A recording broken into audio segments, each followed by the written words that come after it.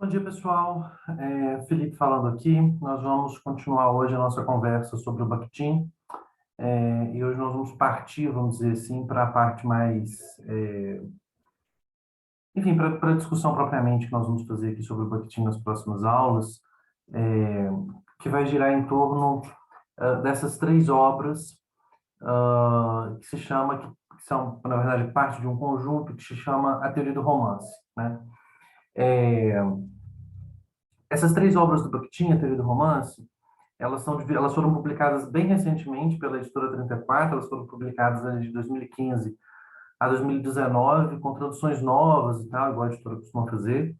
É, e está dividido em três volumes, né? O primeiro volume se chama A Estilística, o segundo se chama Formas do Tempo e do Cronotopo, e o terceiro se chama Romance como Gênero Literário. É, Bom, por que que a gente vai discutir essas obras e não os clássicos, vamos dizer assim, né? Porque quais são os clássicos dos clássicos dos clássicos do Bakhtin? Que é o Problemas na Poética de Dostoiévski e a Cultura Popular na Idade Média e no Renascimento, o contexto de François Rabelais. Então, assim, se vocês pegarem alguma disciplina e vocês forem ler Bakhtin, alguma disciplina, eu conheci Bakhtin na Teoria da Literatura 1. Não sei nem se existe mais essa disciplina, porque eu fazia, quando eu fiz o curso, era num outro currículo, mas é, eu li o Plano da Paz de Dostoiévski, a Cultura Popular na Idade Média, e muito provavelmente, eu não sei se mudou também por causa da publicação do Teoria do Romance, né? Mas os dois clássicos, assim, os textos clássicos do Bakhtin sobre literatura são esses dois, é o Dostoiévski e o Rabelais. É, e por que eu estou trazendo aqui para vocês a teoria do romance, né?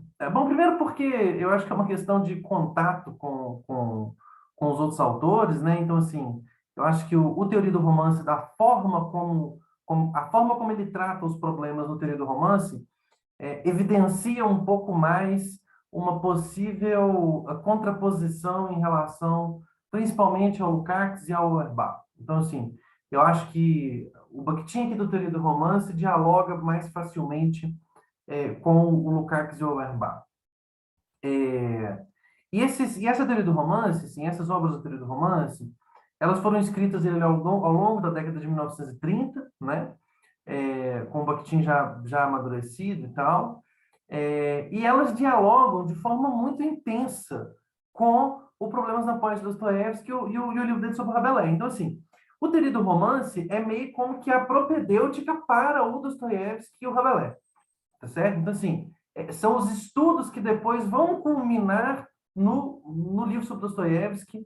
Não vão culminar exatamente nesse sentido, porque ele está escrevendo meio que ao mesmo tempo, mas são meio que os textos teóricos, as afirmações teóricas de fundo é, que sustentam essas outras duas obras. Então, assim, algumas questões, por exemplo, daquele último capítulo, que eu acho que é o mais complexo, do Problemas da Poesia de Dostoiévski, estão mais. Alguns pressupostos dali estão bem colocados aqui, por exemplo, em algumas coisas que nós vamos discutir na aula de hoje. É, o Rabelais está profundamente discutido, inclusive há dois capítulos sobre Rabelais, especificamente nas fórmulas do tempo e do cronotopo, no segundo volume, que nós vamos discutir na última aula, tá? Inclusive, eu fiz uma inversão, né? A primeira aula vai ser sobre o primeiro volume, a segunda aula vai ser sobre o terceiro, e a terceira aula vai ser sobre o segundo. Eu inverti um pouquinho aqui a ordem, porque eu acho que facilita um pouco também. Bom, esses textos que a gente vai ler aqui, embora eles tenham sido publicados na sua totalidade muito recentemente, esses textos eles já circulavam no Brasil separadamente, principalmente num volume que se chamava Questões de Literatura e Estética. Então tinha esse volume que tinham vários textos do Bakhtin, e muitos textos aqui do Teoria do Romance. Inclusive, o texto que nós vamos discutir na próxima aula, que é o Romance como Gênero, é, foi traduzido primeiro como Epos e Romance, e é um dos clássicos do Bakhtin. Assim. Muito provavelmente também, se vocês forem se deparar aí com a necessidade de ler Bakhtin em sala de aula, pode ser que vocês se deparem com com esse texto também, Epos e Romance, que está traduzido aqui nessa edição do 34 como Romance como Gênero. A tradução é completamente nova, tem algumas diferenças, eu estou chamando a atenção para a tradução porque tem algumas diferenças, essas diferenças elas produzem alguns ruídos, vamos dizer assim, porque esses são textos antigos, são textos que já circulavam em outras traduções, e alguns vocábulos, alguns termos eram traduzidos de forma diferente.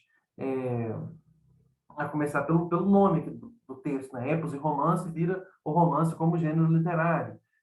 A noção de heterodiscurso, sobre a qual nós vamos conversar hoje, era a heteroglosia. Então, assim, há diferenças, assim, há diferenças, tá? Eu vou usar aqui, obviamente, a edição mais recente, que é a edição da editora 34, cuja leitura eu indico fortemente para vocês. A leitura dos três livros, tá? As aulas aqui são, como sempre, quase como um incentivo à leitura dos livros, tá? Parece que a 34 vai lançar também traduções também do Paulo Bezerra, que é o tradutor de Dostoiévski, né? Dos grandes romanos de Dostoiévski nas traduções da 34. Parece que a 34 vai lançar também traduções do Paulo Bezerra, o Problemas na Poesia de Dostoiévski e o Rabelais, tá certo? Não tenho certeza disso, mas eu vi uma lista há um pouco tempo atrás em que havia a publicação desses dois livros. Então, pode ser que eles saiam aí recentemente e que a gente tenha acesso a eles. Então, vamos lá. Vamos começar. O primeiro volume, né, assim, se chama A Estilística. A Estilística. E o primeiro capítulo se chama A Estilística Atual e o Romance. E aí a gente tem que tentar entender o que o Bakhtin está chamando aqui de estilística, tá? E ele já vai apresentar para a gente o que ele está chamando de estilística como polêmica, né? Então ele fala assim para a gente, lá na página 21.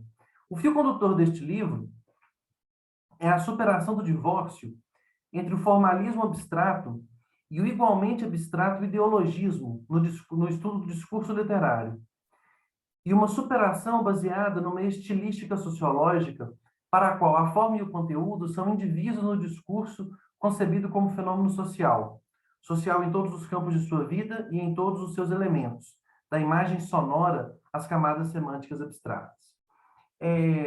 Eu vou tratar aqui brevemente sobre a polêmica, mas eu quero chamar a atenção primeiro de uma coisa, assim, né?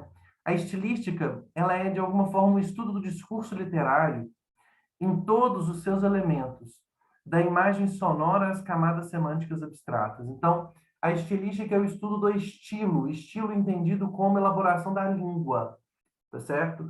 A estilística, dessa forma, seria o que de mais próximo haveria de um estudo concreto das frases e da forma como as frases são escritas, da forma como o autor manipula a língua. O estilo é a forma individual por meio da qual cada autor manipula a língua. A gente já viu na aula passada que isso para o Bakhtin tem um significado bem específico lá na discussão sobre os gêneros, né? Ou seja, os gêneros eles abrem possibilidades estilísticas específicas.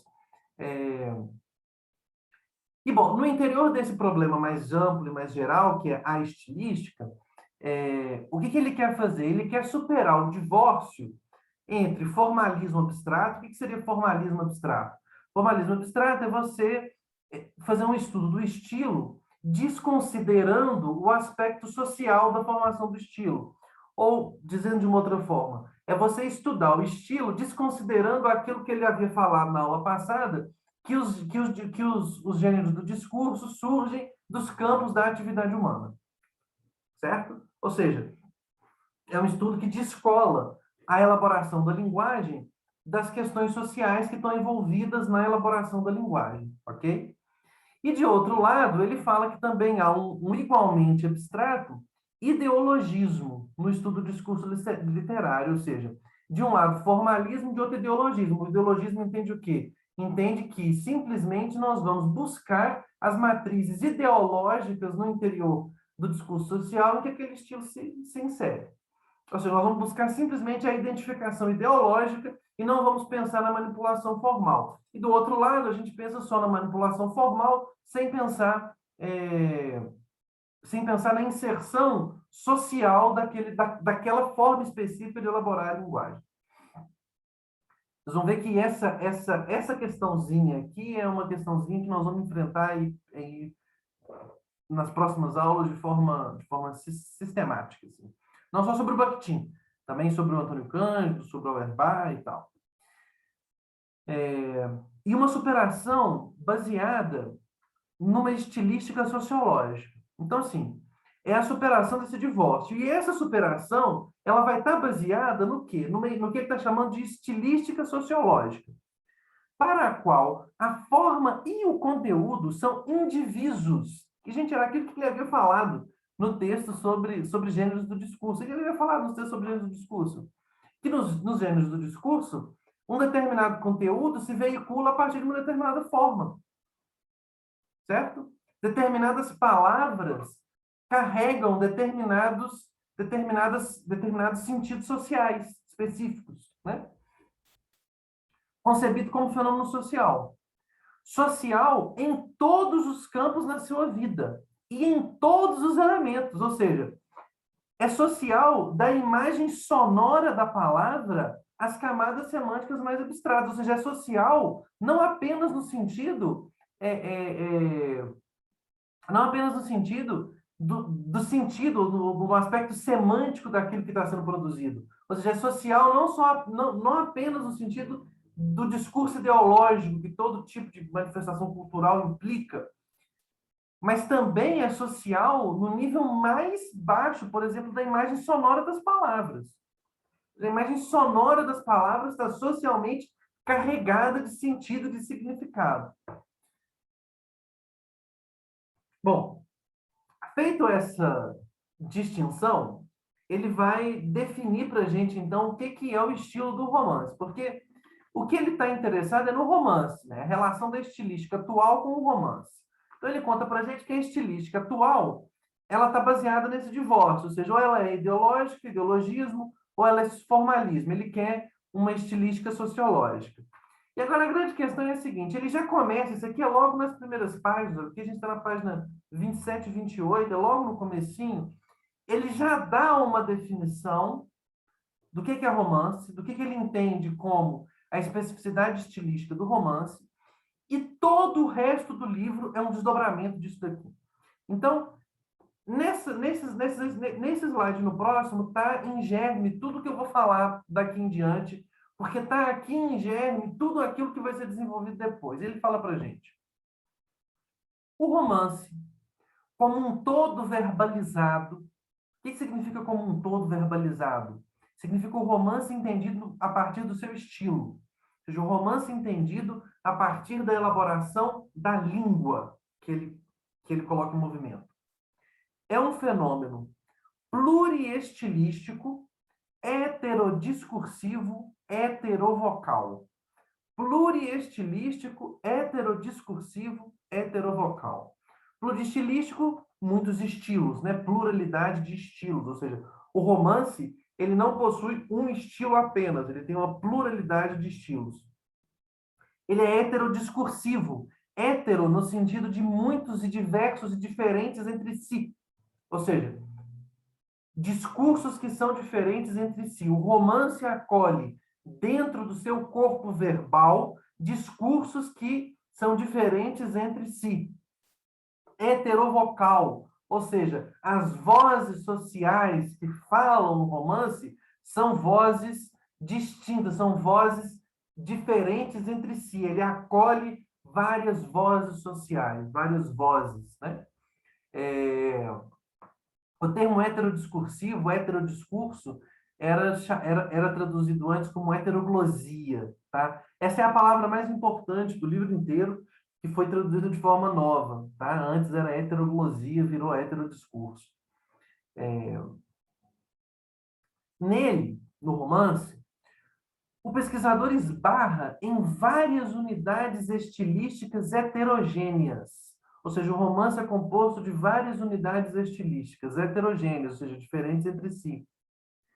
às vezes jacentes em diferentes planos de linguagem e subordinadas às leis da estilística.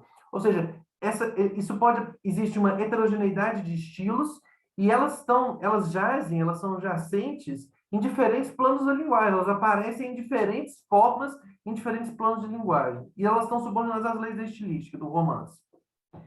Eis os tipos básicos de unidade estilístico-composicional nos quais costuma decompor-se o todo romanesco. Então, veja, você tem o todo do romance, e o que ele está tentando fazer é decompor o romance, ou seja, ok, o romance é pluriestilístico, é heterodiscursivo, é heterovocal.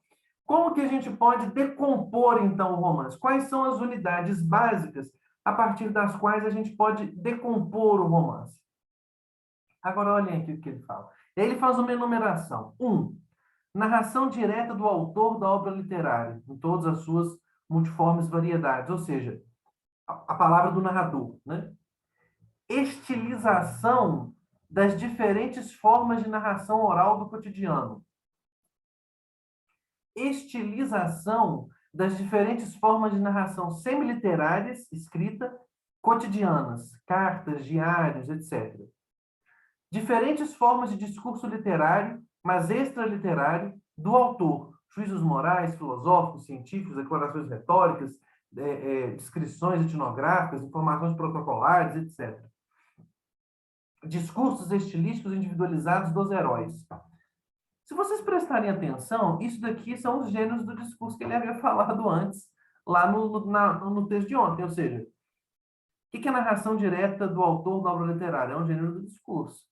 Diferentes formas de narração oral do cotidiano. Ou seja, a narração oral do cotidiano, eu contando uma história para fulano, é um gênero do cotidiano, que é um conjunto de gêneros, né? É um conjunto de gêneros.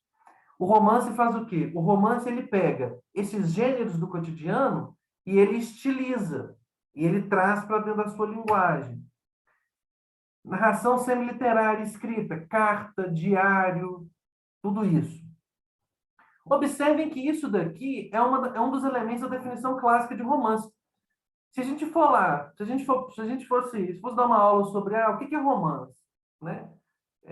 Uma das coisas que vocês vão ouvir, se alguém for tentar definir romance, é que o romance é um gênero literário que mistura outros gêneros literários. Então, por exemplo, o romance epistolar, o romance em forma de diário, o romance não sei o quê, para. Ou seja, uma das definições de romance, uma entre muitas definições de romance, é que o romance mistura gêneros. O romance é um gênero para o qual não há barreiras entre gêneros.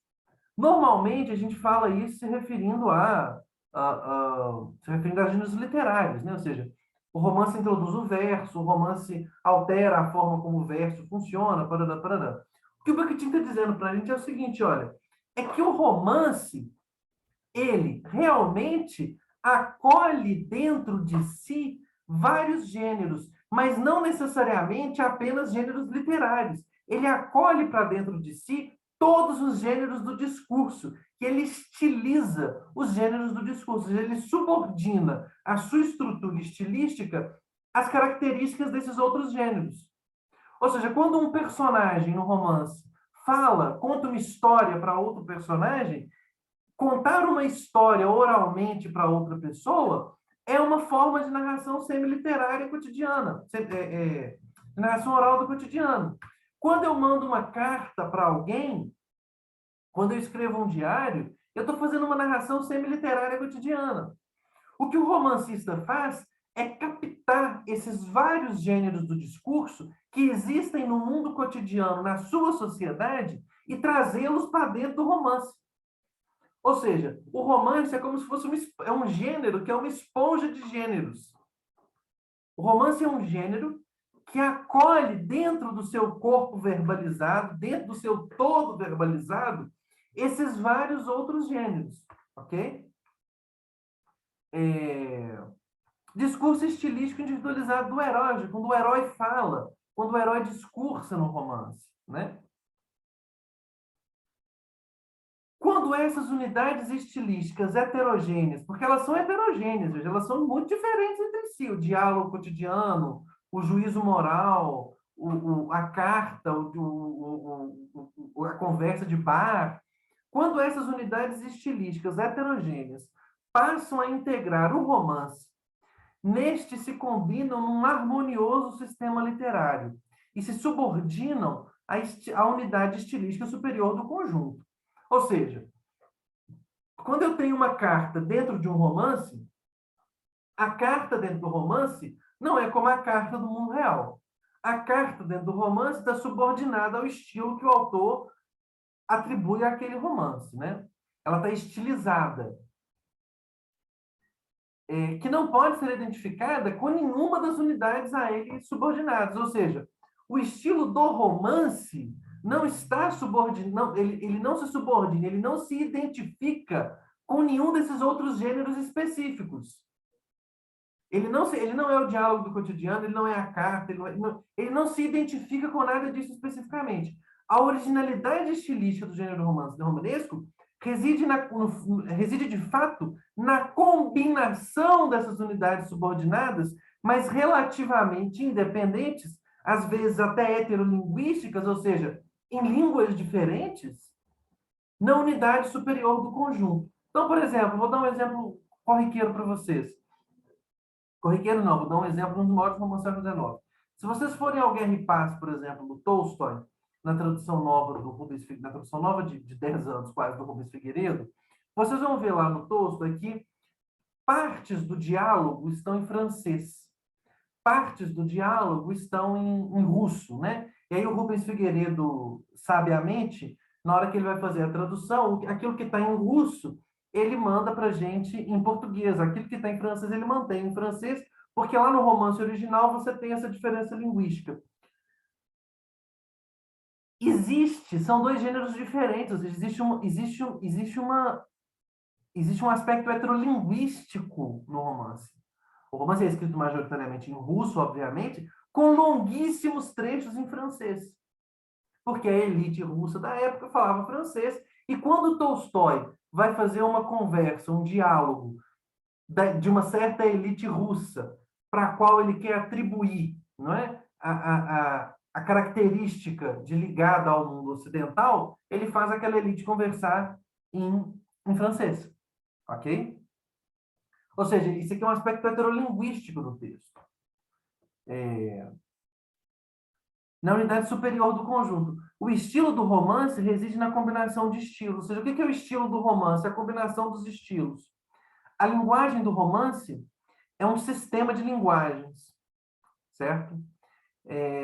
Observem que vai muito além, isso que o Bakhtin está falando, surge dessa definição de que o romance é um gênero que não conhece barreiras de gênero, mas o Bakhtin leva isso muito mais longe. O Bakhtin leva isso muito, muito mais longe. O que ele está falando para a gente é que no romance, o romance é essa esponja que pega todos os gêneros do cotidiano e os elabora, e os constrói. E o corpo verbal do romance é exatamente a mistura, a confrontação o confronto desses vários gêneros. Tá? Se vocês leram, ou se vocês já tiveram algum contato com o Bakhtin falando sobre Dostoiévski, vocês vão se lembrar aqui da noção de polifonia. É muito semelhante. Assim. A noção de polifonia tem algumas... É um pouquinho diferente, obviamente, não é a mesma coisa, mas ele está no mesmo campo. Ele está no mesmo campo.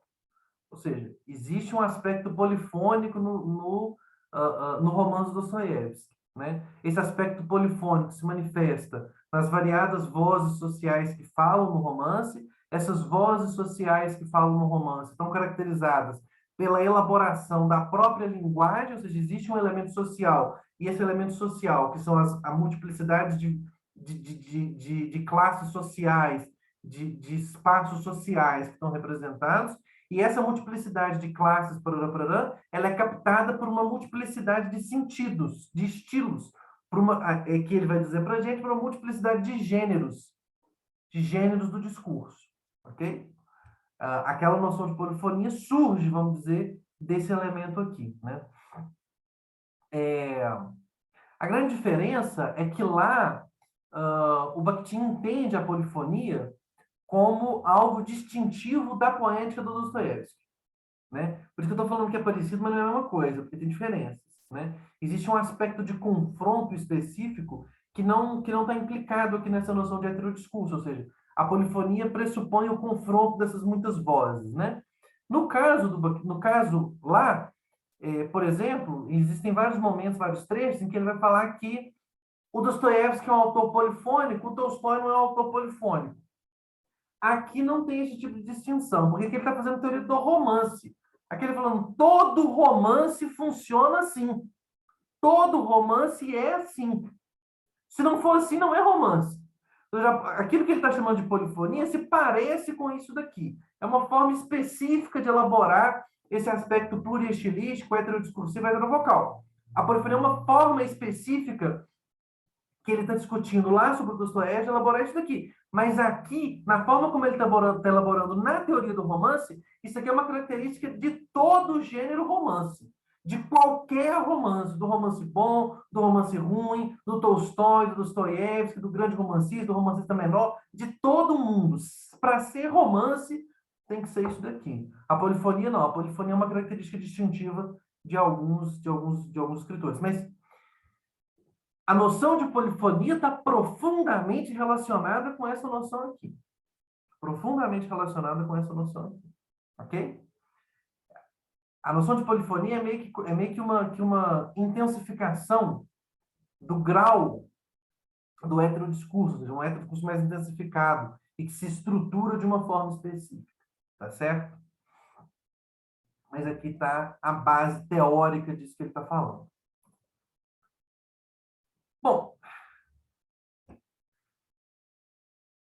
e aí, agora vai entrar uma questão que vai nos acompanhar nas próximas aulas, que é o seguinte: qual que é a base, ou qual que é o pressuposto histórico, qual que é o pressuposto concreto, social, para que isso aconteça?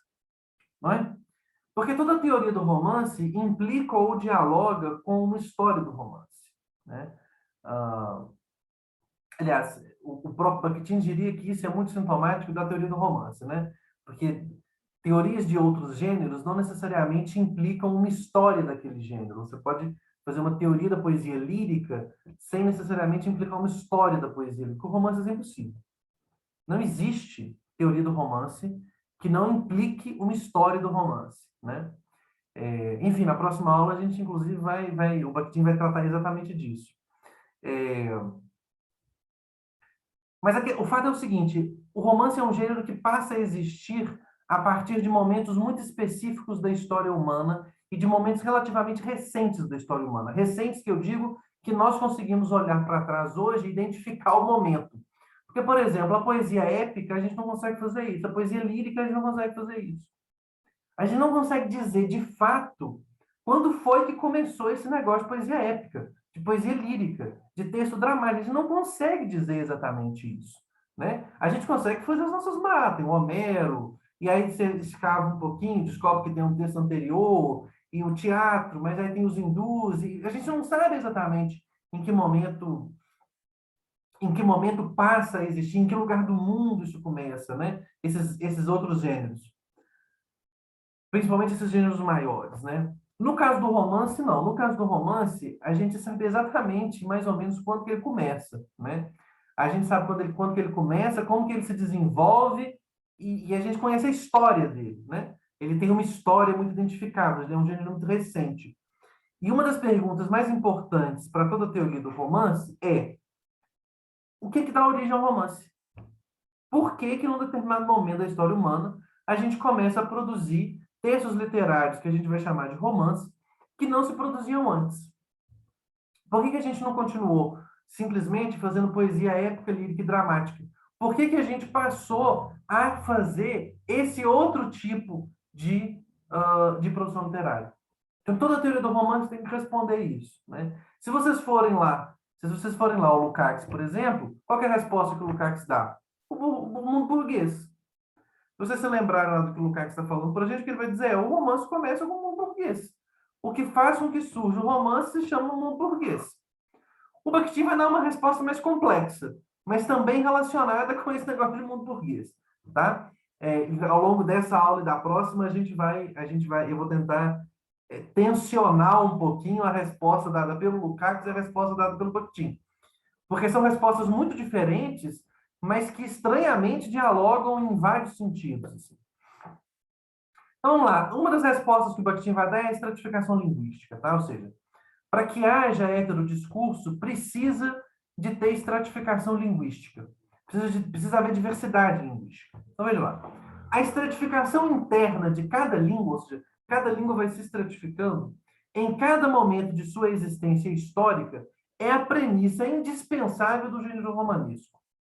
Através do heterodiscurso social, ou seja, uma coisa é o heterodiscurso no romance, agora ele está falando do heterodiscurso na sociedade. O heterodiscurso é uma coisa que existe na sociedade, no mundo concreto. E da dissonância individual que medra no solo desse heterodiscurso. Ou seja, a partir do momento em que você tem uma estratificação linguística, em que a língua se diferencia, em que você estabelece formas específicas de elaboração da língua para cada grupo social, mas esses grupos sociais continuam falando uma mesma língua, a partir do momento em que isso passa a acontecer, você tem o surgimento da possibilidade estilística, ou seja, da dissonância individual, ou seja, de uma elaboração individual daquela forma específica de linguagem, que medra no solo desse heterodiscurso. O romance orquestra todos os seus temas, todo o seu universo de objetos e sentidos que representa e exprime. A estilística tradicional desconhece esse tipo de combinação de linguagens e de estilos em uma unidade superior e carece de um enfoque do peculiar diálogo social das linguagens no romance. Ou seja, esse diálogo que ele está pressupondo que há no romance, o que ele está nos dizendo existe vários estilos no romance, vários gêneros no romance. Para que haja isso, é preciso que haja também vários estilos e vários gêneros no âmbito da vida cotidiana. No âmbito da vida cotidiana. O que ele está querendo nos dizer aqui é que precisa haver complexificação da vida social. Precisa haver graus mais intensos, por exemplo, de divisão do trabalho. A divisão do trabalho precisa ser mais intensa. Os grupos sociais precisam se diferenciar mais. Então, o advogado, o médico, o professor, o poeta, o contador, cada grupo social tem atividades e funções muito mais especializadas que fazem com que muito dificilmente ou que de uma forma muito precária se possa estabelecer um diálogo entre um contador e um médico, por exemplo. A forma de elaboração da linguagem de um contador e de um médico, por causa dos seus campos da atividade humana, porque os campos da atividade humana, lembra lá dos gêneros, os campos da atividade humana estão muito estratificados, eles se complexificam. E isso produz um número maior, um grau mais intensificado de gêneros do discurso, os gêneros vão se intensificando. Isso daqui é que ele está chamando de estratificação interna da língua. Isso é o que ele está chamando de estratificação interna da língua. Isso é o pressuposto para que haja um gênero no romance. Aí ele fala para a gente, a premissa da autêntica prosa romanesca é a estratificação interna da língua, seu heterodiscurso social e a dissonância individual que o povoa. Ou seja, o heterodiscurso, antes de ser um fato do romance, ele precisa ser um fato intenso da vida social, e ele pressupõe, ele permite que haja uma dissonância individual. Ou seja, cada indivíduo, cada sujeito pode elaborar a língua de uma maneira cada vez mais individual e menos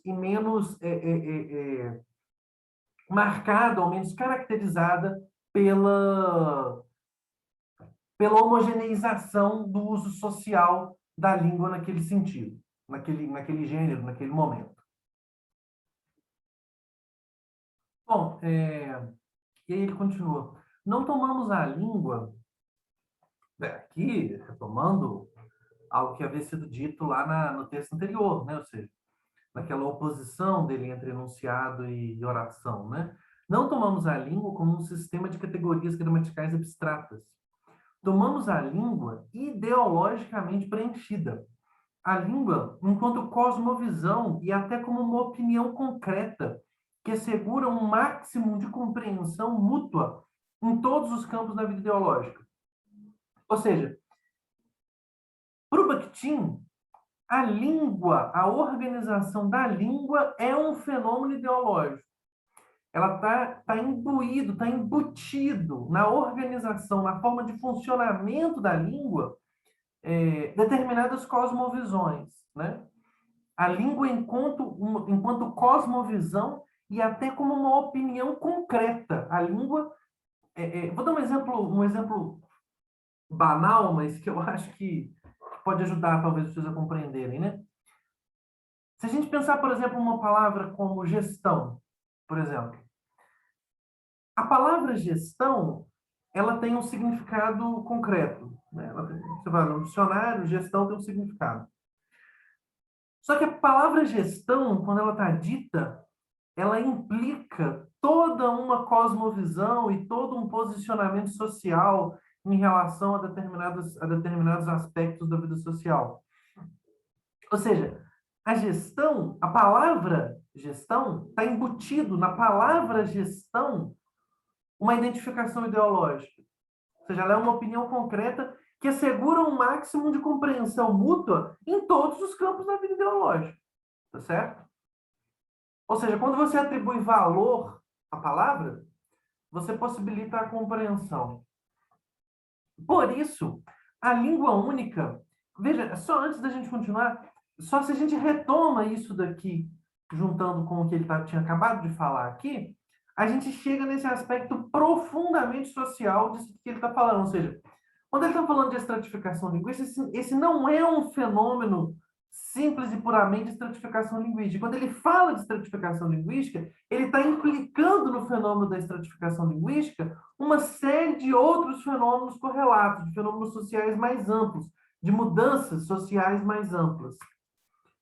Por isso, a língua única exprime as forças da unificação verbo-ideológica concreta e da centralização que ocorre numa relação indissolúvel com os processos de centralização sociopolítica e cultural.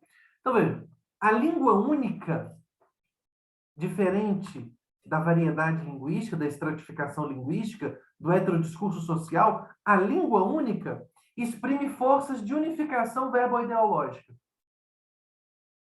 concreta e da centralização que ocorre no processo de transição político-cultural, ou seja, a língua única, o processo de formação de línguas únicas, né? Ou seja, o processo de formação das línguas está relacionado com o processo de centralização sociopolítica e cultural.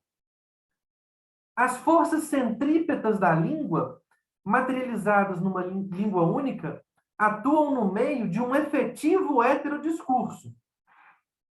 Ou seja, você tem o heterodiscurso, que é essa variedade, essa estratificação, e quanto mais você tem diversificação social, complexificação da vida social, mais complexificado se transforma o heterodiscurso, porque os discursos, os gêneros, eles surgem dos campos da atividade humana, portanto, quanto mais você complexifica os campos da atividade humana, mais você complexifica os discursos, os gêneros. Então, você tem esse heterodiscurso social, e no interior do heterodiscurso social, você tem forças centrípetas, que são forças unificadoras, que são as forças de unificação. Em cada momento concreto de sua formação, a língua é estratificada em camadas não só de dialetos, no exato sentido do termo, segundo traços formalmente linguísticos, sobretudo fonéticos. Ou seja, essa estratificação não é simplesmente dialetal. Não se trata da presença de dialetos específicos, de regiões específicas que falam aquela língua, tá? Mas também, se trata disso também, mas também o que é essencial para nós em linguagens socio-ideológicas. Ou seja, além da estratificação dialetal, a gente tem também a estratificação que relaciona a forma de elaboração da linguagem, a forma de elaboração daquela língua específica com os campos específicos da vida socioideológica. E aqui ele especifica, veja, linguagens de grupos sociais, profissionais, de gêneros, linguagens de gerações, etc. Tá certo? Desse ponto de vista, a própria linguagem literária é apenas uma das linguagens do heterodiscurso e, por sua vez, também está estratificada em linguagens de gêneros, de tendências, etc. A estratificação e o heterodiscurso se ampliam e se aprofundam enquanto a língua está viva e em desenvolvimento. Ou seja, à medida em que a língua está viva, em que a língua está se desenvolvendo, em que a vida social está viva e está se desenvolvendo, o heterodiscurso e a estratificação se ampliam. Ao lado das forças centrípetas, ou seja, que são as forças unificadoras das línguas nacionais, a língua oficial, a língua dos discursos, a língua das gramáticas, as gramáticas oficiais, os textos oficiais, os textos de jornal que circulam. Ou seja, ao lado das forças centrípetas, segue o trabalho incessante das forças centrífugas. As forças centrífugas, vamos lá da física, né? Da língua. Ao lado da centralização verbo-ideológica e da unificação, desenvolvem-se incessantemente os processos de descentralização e separação.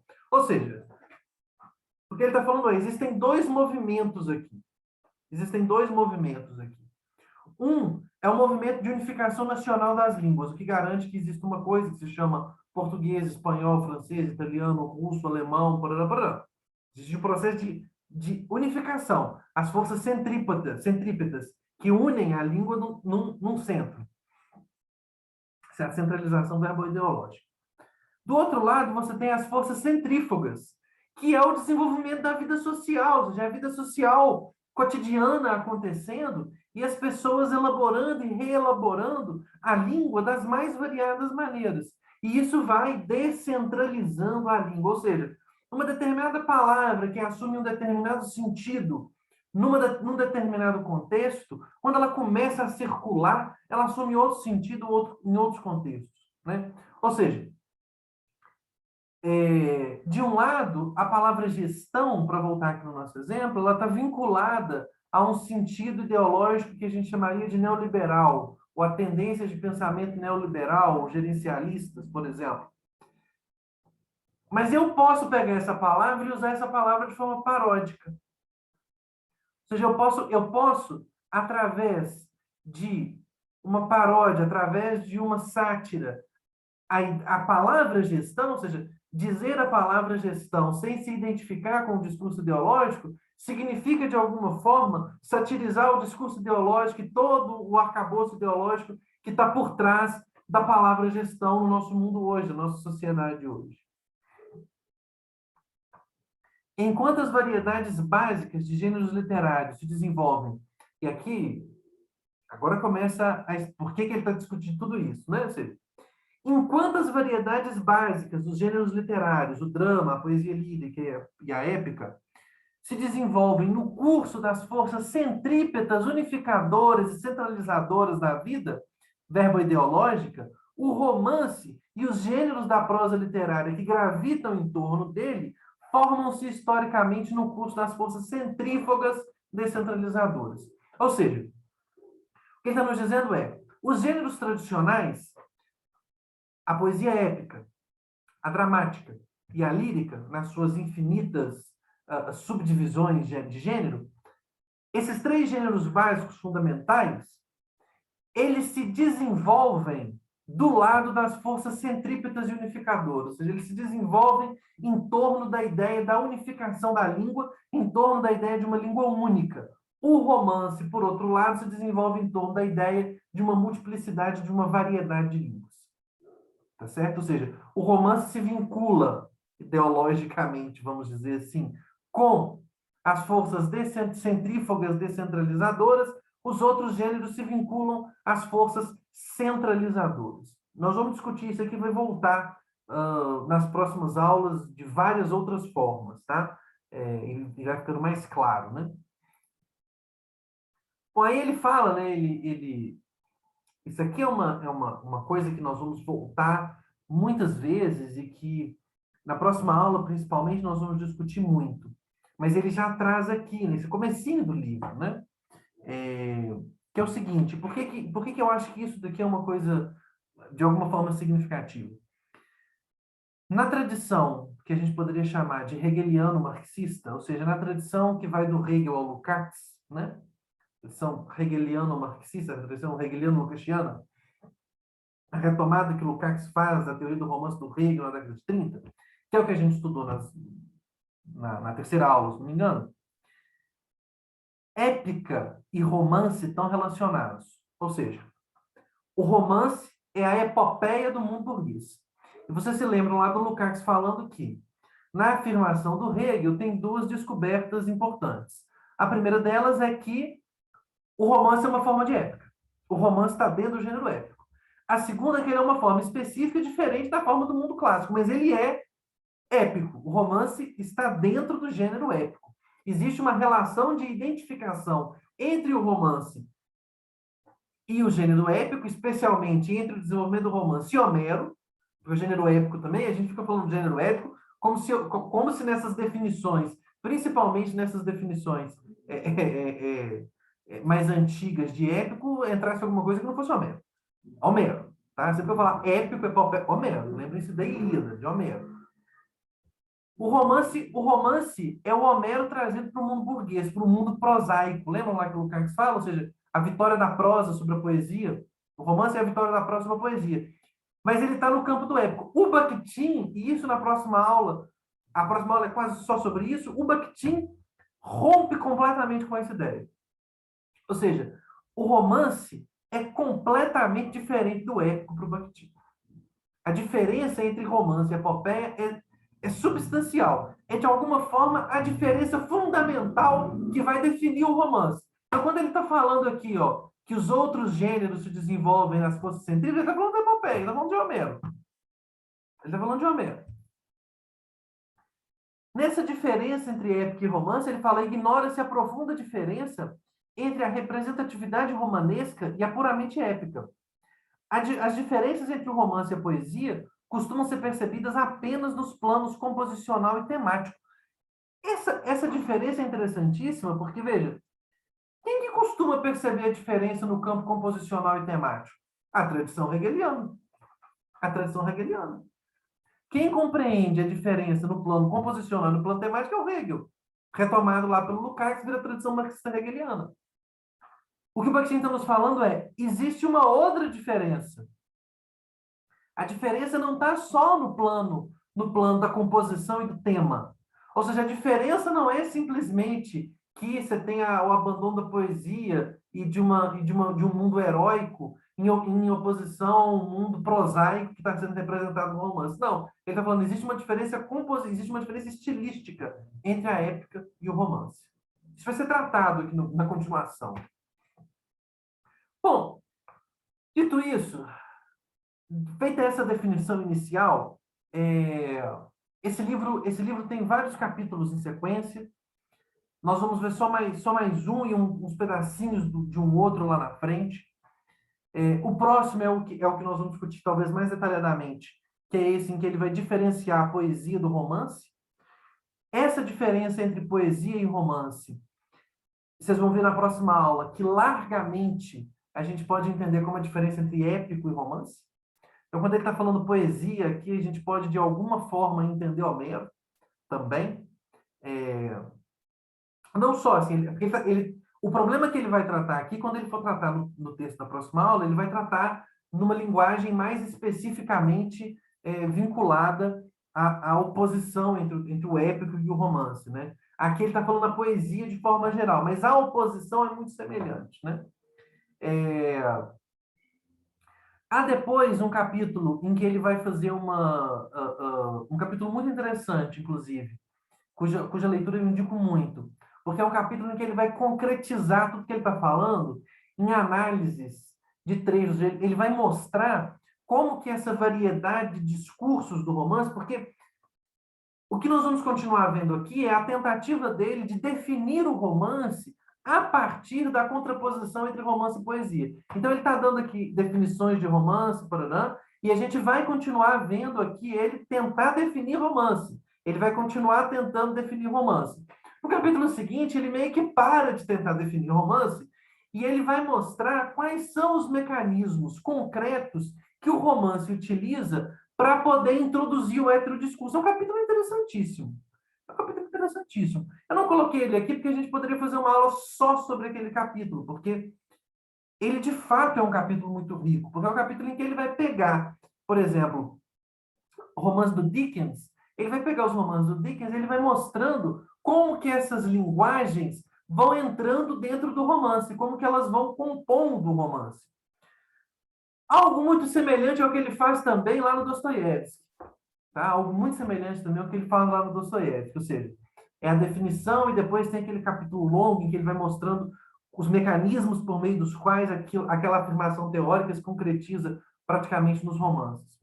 O que eu acho particularmente que é uma vantagem ou um trunfo do Bakhtin sobre outros teóricos. Assim. O Bakhtin é um teórico que se importa e para o qual é muito importante você mergulhar naquele texto que você está analisando. Então, assim, ele é um teórico que ele fala que o romance é isso, depois ele faz citações de romances e ele vai te mostrando palavra a palavra, ele vai analisando trecho por trecho, vai mostrando como que aquilo acontece.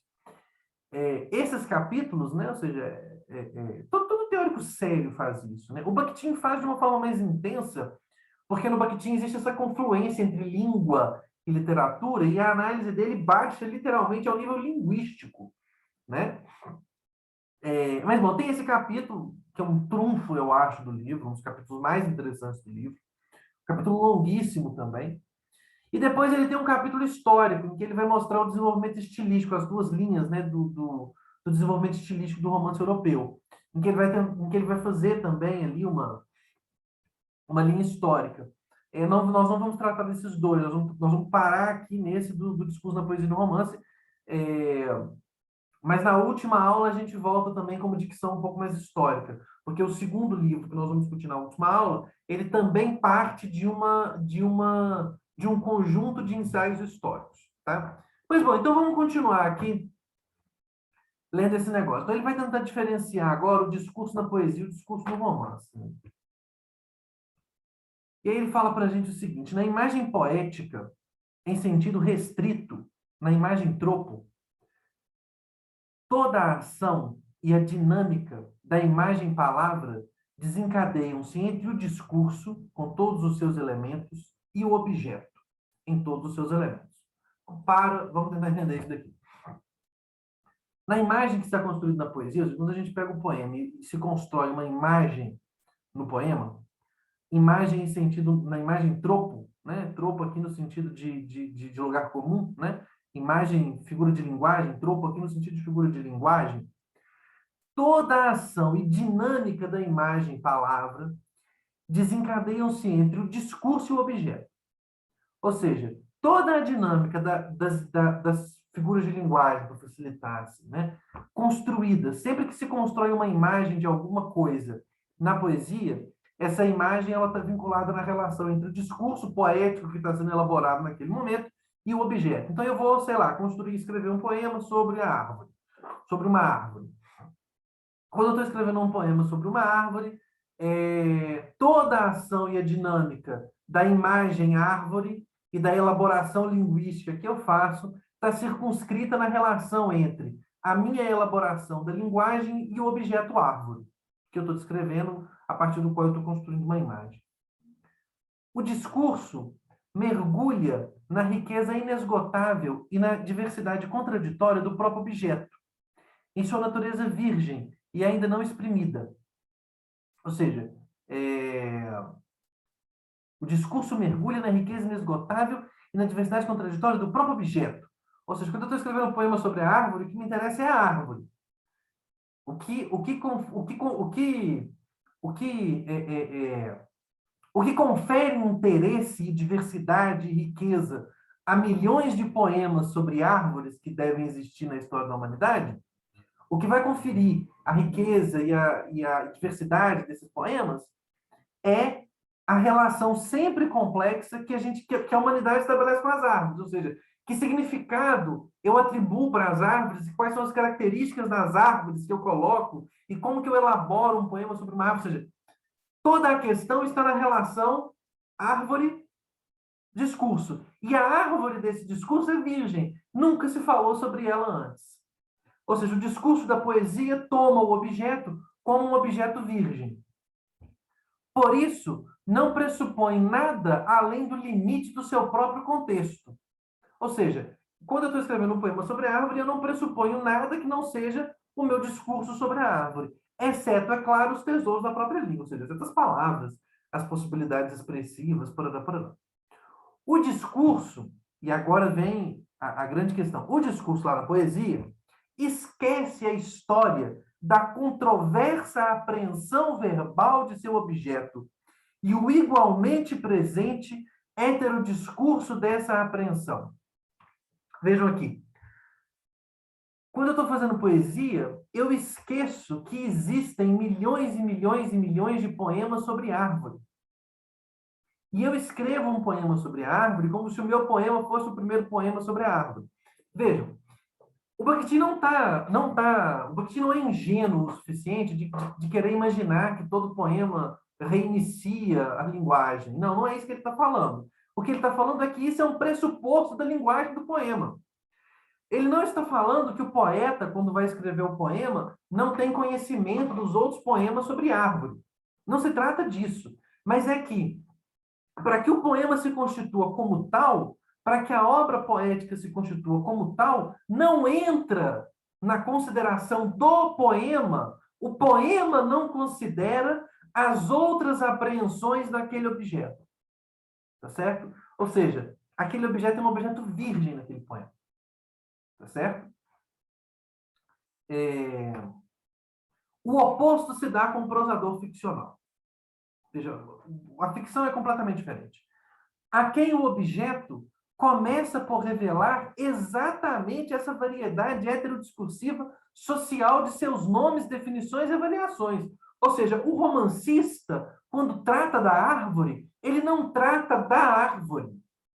Ele não trata da árvore. Ele trata da variedade heterodiscursiva social de seu nome, definições e avaliações. Ele trata dos vários discursos que existem sobre a árvore. Na poesia, a árvore aparece como tal, virgem. No romance, a árvore aparece por meio dos discursos sociais que se faz sobre a árvore. Qual é o sentido que se atribui àquele objeto, a árvore aqui no caso? Em vez da plenitude virginal e da inesgotabilidade do próprio objeto, revela-se para o prosador a diversidade de vias, caminhos e sendas nele estendidos pela consciência social. Ou seja, a consciência social, tudo isso aqui, claro, a gente é elaborado socialmente, ou seja, a consciência que é social. Essas formas de apreensão dos objetos, ela é sempre social. Ou seja, ao invés dessa plenitude, a consciência social ela revela no objeto vias e caminhos e formas específicas de apreendê-lo. O que interessa ao romancista são essas vias específicas de compreender os objetos. Ao lado das contradições internas do próprio objeto, revela-se ao prosador também o heterodiscurso social em torno dele, aquela mescla babilônica de línguas que passa em torno de qualquer objeto.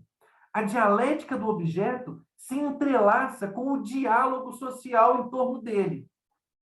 Daqui a pouquinho essa palavra diálogo vai virar uma palavra complexa aqui para a gente. Mas veja, a dialética do objeto está lá na poesia. A poesia capta o objeto em sua contraditoriedade. A dialética do objeto está lá na poesia. Mas aqui na prosa, ela se entrelaça com o quê? Com o diálogo social em torno dele. Para o prosador, o objeto é o ponto de concentração de vozes heterodiscursivas. O objeto só existe na prosa como ponto de concentração de vários discursos, de várias vozes heterodiscursivas, entre as quais deve ecoar também sua própria voz.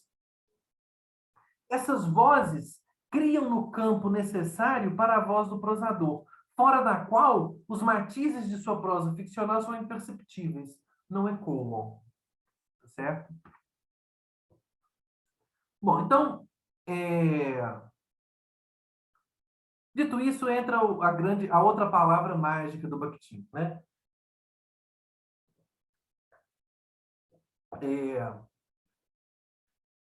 Se vocês lembrarem lá, quais são as duas palavras mágicas do Dostoiévski? Polifonia, que aqui está tratado como heterodiscurso, e dialogismo, que aqui está tratado como dialogismo mesmo.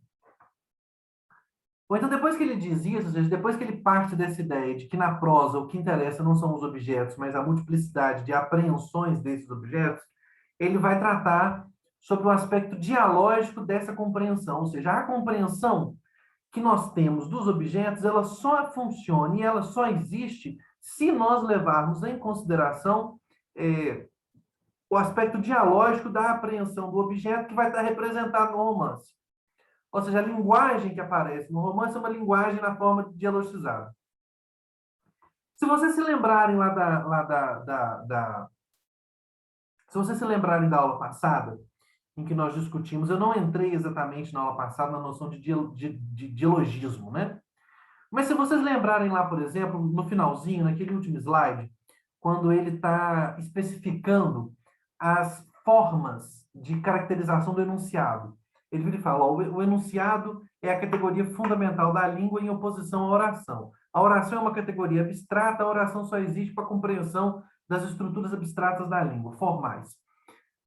O enunciado funciona como uma categoria para a gente compreender a língua em funcionamento, a língua em uso, a língua do mundo concreto, né? Bom, ele fala isso e aí ele vai definir enunciado. Eu não sei se você se lembra, lá numa das definições de enunciado, entra essa questão da dialogicidade de forma muito intensa. Ou seja, um dos aspectos que define o enunciado é, por exemplo, a sua conclusibilidade. Como que você define a conclusibilidade? Ou seja, como é que você define que o enunciado termina? Você define que ele termina porque passa o turno. Porque chegou a vez do outro de falar. Tá certo? Nós discutimos como que, por exemplo, a quebra de turno pode produzir um ruído comunicacional, por exemplo. Por que eu estou relembrando isso? Porque a questão do dialogismo e a questão da dialogicidade, ela, para o Bakhtin, ela não é um fato literário. Isso é algo... É claro que na literatura ela se manifesta de uma forma específica. O dialogismo na literatura assume uma feição específica, só que o dialogismo que está presente na literatura, ele é a estilização e a representação de um aspecto dialógico fundamental da própria linguagem. Não é a literatura de fulano, de ciclano que é dialógica. Não, não.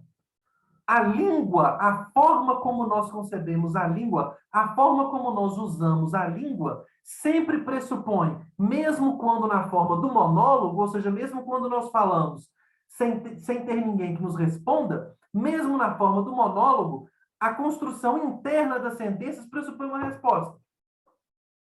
Vocês vão ver como que isso acontece aqui, como é que ele vai definindo isso aqui. Mas o que é importante vocês perceberem de início é que isso que ele está chamando de um aspecto dialógico da língua não é uma característica específica de um gênero literário. Isso é uma característica da língua, que em determinados gêneros, em determinados autores, em determinados momentos, pode assumir uma proeminência maior. Não estou querendo dizer com isso que todos os autores são dialógicos, claro que não. Mas a questão é que esse é um fenômeno do cotidiano da língua, da forma como a língua funciona no seu uso cotidiano, e não apenas no seu uso literário. Tá? Vamos tentar ler as citações aqui.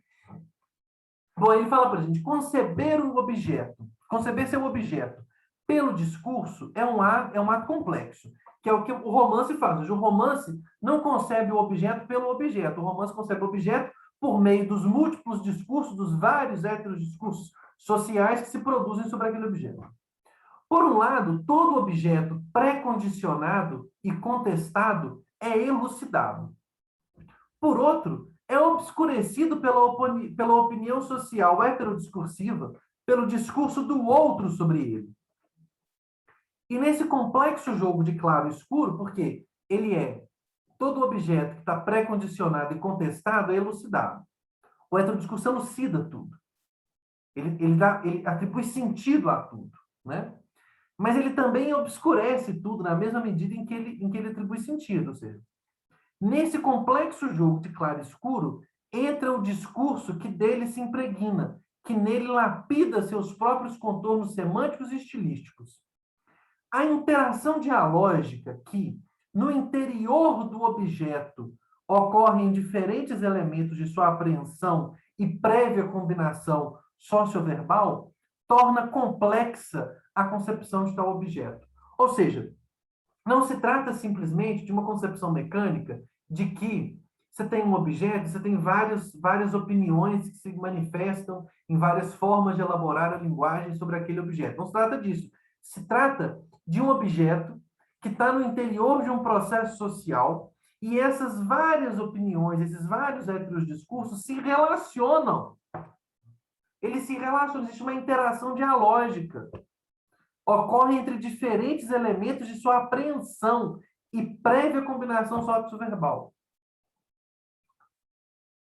E a representação literária respectiva, observem, gente, que esse é um fenômeno, você tem o fenômeno da apreensão dialógica e depois você tem a representação literária respectiva.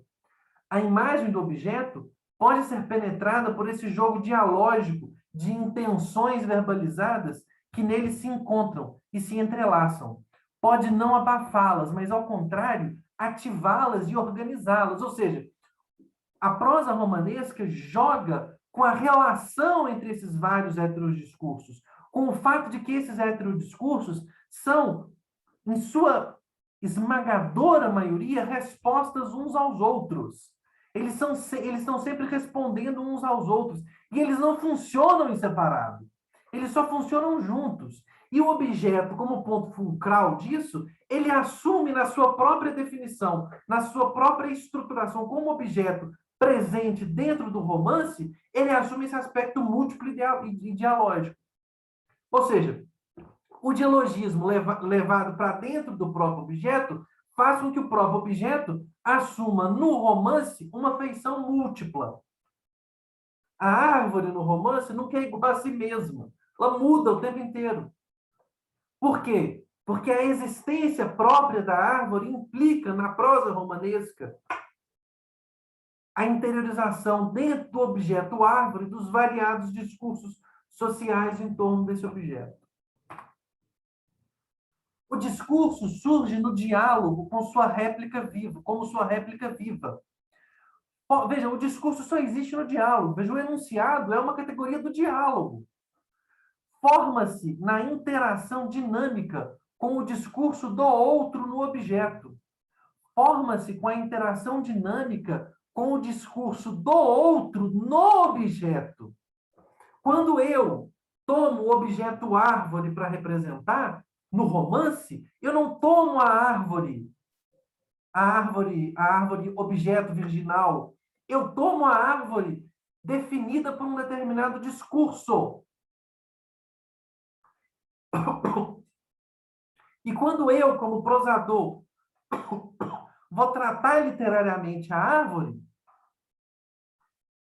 o meu tratamento é um diálogo necessário com o discurso que concebe, que define, que nomeia a árvore, da qual eu estou tratando. Ou seja, o discurso no romance inevitavelmente é dialógico. A concepção do seu objeto pelo discurso é dialógica. O romance não concebe um objeto que não passe pela ideia de diálogo.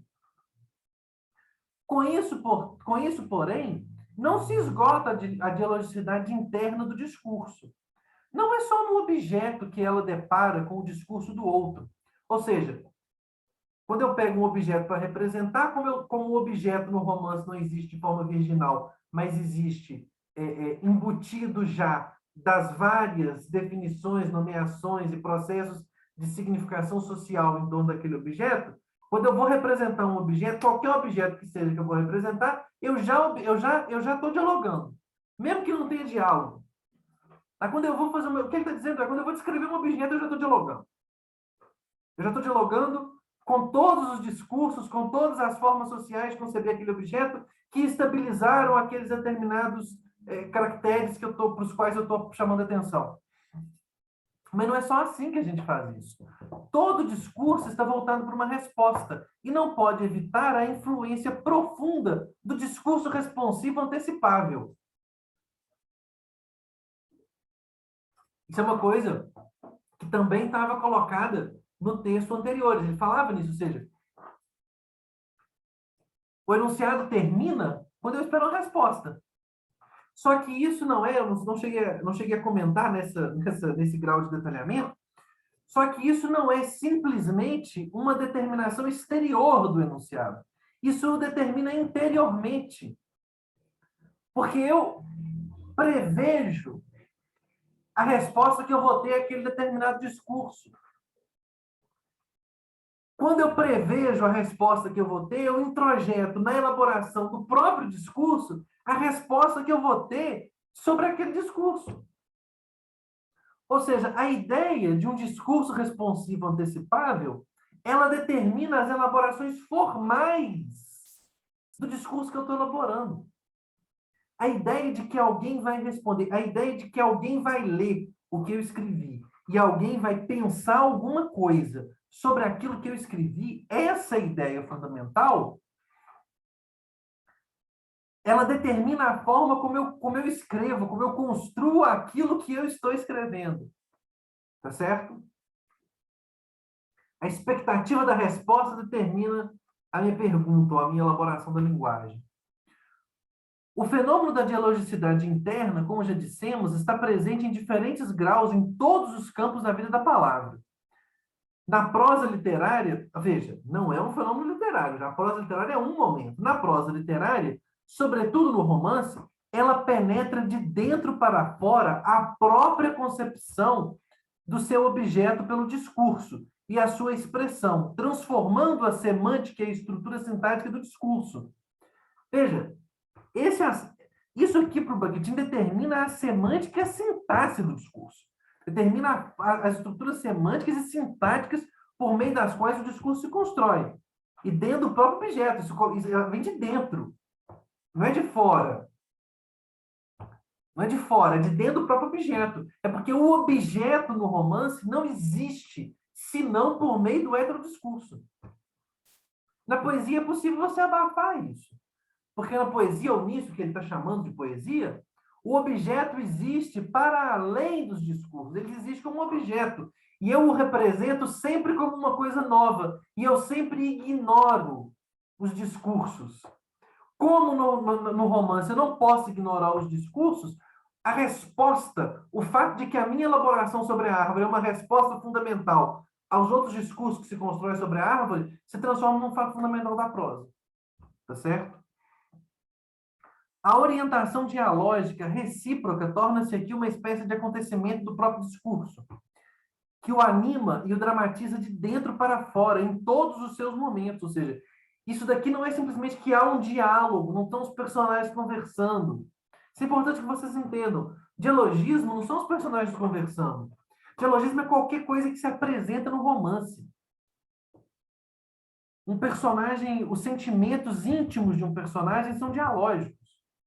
Porque a forma como os sentimentos aparecem no romance não são como sentimentos puros. A relação no romance, do romance com o sentimento, como o amor, ou o ódio, ou o ciúme, não é uma relação entre o discurso e o sentimento puro, que aparece como uma coisa nova. Não, mas é o discurso que está sendo elaborado e os outros discursos que já se elaboraram e que se elaboram socialmente sobre aquele determinado sentimento. O amor não existe como amor, mas existe na forma daquilo que nós falamos sobre o amor. Portanto, a forma como eu, romancista, prosador, vou elaborar um sentimento como o amor no meu romance, passa necessariamente pela forma como se concebe o amor na minha sociedade. Bom, isso no romance. Isso no romance. Agora, na poesia, a coisa... Vamos voltar aqui para a definição dele de poesia, porque a poesia funciona aqui como o grande contraste. A poesia é o grande contraste, ok? A poesia é esse contraste de fundo em relação ao qual ele está definindo o que é o romance, ok? quando ele chega na poesia, vejam, a distinção é imediata. O estilo poético está convencionalmente desligado de qualquer interação com o discurso do outro, de qualquer mirada para o discurso do outro. Os discursos alheios não existem na poesia. Veja, mais uma vez, não existem como efeito, mas é claro que eles existem. É claro que a relação de um texto com o outro em poesia, óbvio que isso existe, tá? O Bakhtin não é disso que se trata da compreensão de que essa relação não é importante para a construção do efeito específico daquela forma de texto. É igualmente estranho ao estilo poético qualquer tipo de mirada para linguagens alheias, para as possibilidades de outro vocabulário, de outra semântica, de outras formas sintáticas, etc., para a possibilidade de outros pontos de vista linguísticos. Consequentemente, também é estranho ao estilo poético a sensação de limite, de historicidade, de precisão social e de especificidade de sua linguagem, razão pela qual é estranha e crítica a relação depreciada com sua linguagem como uma das muitas linguagens do heterodiscurso, e vinculada a essa relação a entrega incompleta de si mesma, de todo o seu sentido a uma dada imagem. Veja que interessante. Para a poesia não interessa o discurso do outro. Qual é a consequência disso? A consequência disso é que a poesia não tem sensação de limite. Por quê? Porque só existe ela no seu horizonte, não existe o outro é o que limita o meu discurso. Não existe historicidade, não existe precisão social, ou seja, o sujeito que fala no poema não é exatamente um sujeito histórico preciso, específico, razão pela qual é estranha e crítica a relação depreciada com sua linguagem como uma das muitas linguagens do heterodiscurso. A linguagem da poesia não se vê como uma das muitas linguagens do heterodiscurso. Tá certo?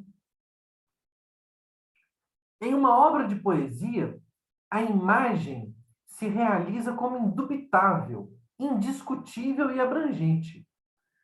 Tudo o que se vê, compreende e pensa, tudo que se vê, compreende e pensa o poeta, ele vê, compreende e pensa pelos olhos de uma determinada linguagem, em suas formas internas. E para a sua expressão, não há nada que lhe suscite a necessidade de ajuda da linguagem do outro, alheia.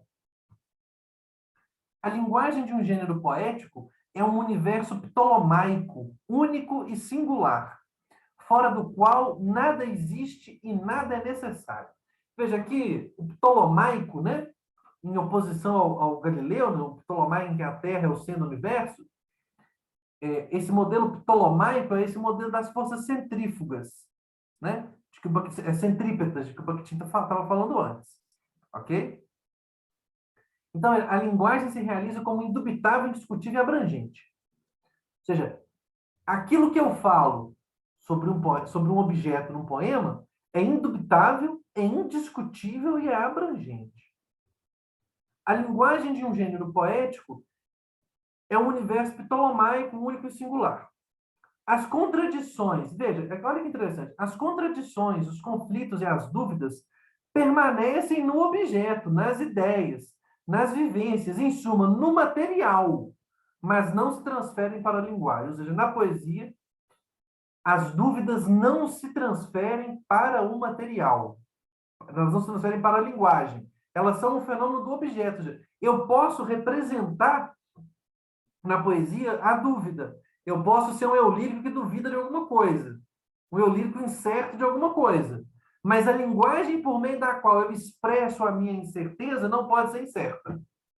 Eu posso expressar uma dúvida, mas a forma como eu expresso a minha dúvida não pode ser duvidosa. Ele fala, em poesia, a palavra referente a dúvidas, a dúvida ao material, deve ser indubitável enquanto palavra, enquanto linguagem. O heterodiscurso, outras linguagens socio-ideológicas, pode ser introduzido nos gêneros puramente poéticos, preferivelmente na fala das personagens, mas aqui ele é coisificado. Aqui é mostrado em essência como coisa. Não se situa na mesma camada da linguagem real da obra, que é diferente do romance. O romance é só isso. O que caracteriza o romance como gênero é a sua capacidade de esponja dessas múltiplas linguagens, dessas várias linguagens. A poesia não. Ela pode ter uma linguagem, mas essa linguagem é uma coisa de dentro. Ela não está no mesmo ponto, no mesmo nível que a expressão linguística do poema. Trata-se do gesto apresentado da personagem, e não da palavra que representa. Ou seja, trata-se do gesto apresentado da personagem, e não da palavra que representa. É a mesma coisa daqui, ó. A palavra referente à dúvida deve ser indubitável, enquanto palavra. Tá certo?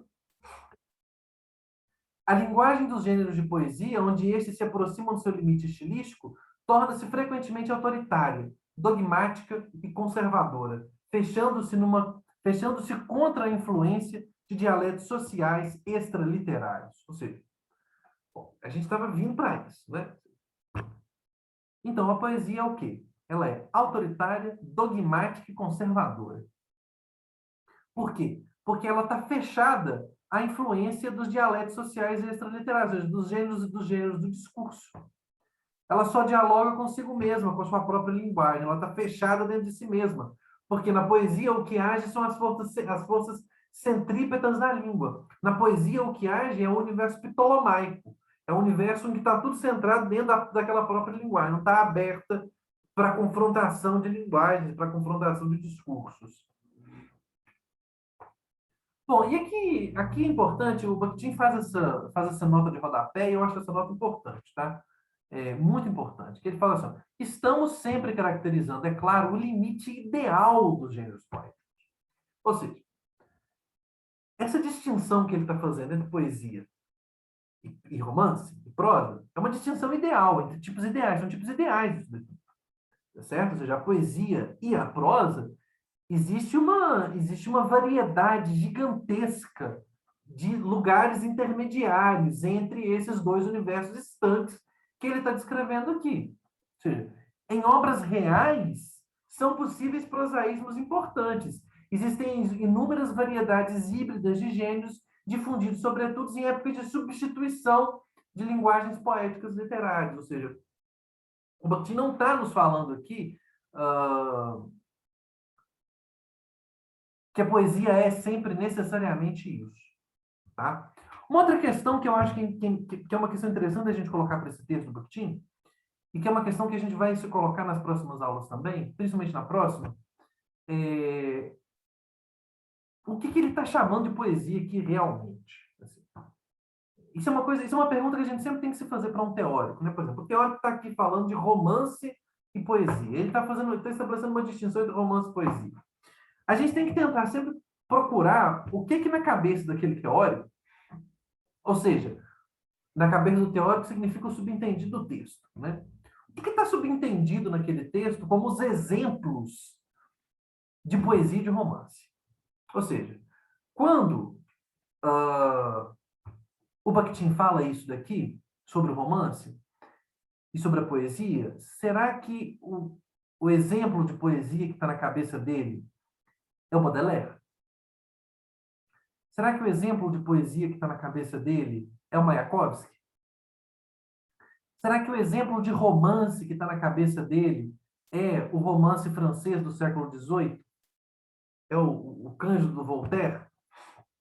Ou será que o exemplo que está na cabeça dele é o Richardson, o romancista inglês, o moralista inglês?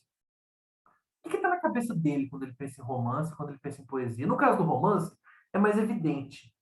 Porque no caso do romance, como o texto é sobre o romance, ele vai dando exemplos, né? Então ele vai colocando nomes de romances, e são muitos, são variados e tal, né?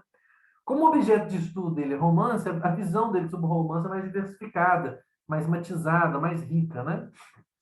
Mas uma pergunta, por exemplo, que eu sempre me fiz em relação a esse texto é o Drummond. Eu posso ler o Drummond com isso aqui? Eu posso falar que na poesia do Drummond a linguagem é autoritária, dogmática e conservadora? Veja, não se trata de falar do poeta Drummond, da posição do poema. Se trata de falar da linguagem. Da linguagem. Veja, vamos pegar um poeta de um outro espectro político, né? O Manuel Bandeira, por exemplo. Eu posso falar que a linguagem do Manuel Bandeira é autoritária, dogmática e conservadora, que não há no Manuel Bandeira, na poesia do Manuel Bandeira, elementos de heterodiscurso social? Será que essa é uma afirmação cabível em relação a um poeta como Manuel Bandeira? Me parece que não. Me parece que não. Será que é Enfim, a pergunta que eu estou colocando é: essa é uma afirmação cabível sobre qual poeta? Sobre qual poeta? Porque, vejam, e aqui tem uma coisa interessante, porque se a gente concebe que essa não é uma informação cabível, ou uma definição cabível para poetas, se a gente não consegue encontrar um exemplo desse, eu acho que nós vamos conseguir. Se você voltar à antiguidade, existe isso daqui sim. Se você voltar à poesia lírica da antiguidade, se você, que é o que eu acho um pouco o que ele está pensando. Assim.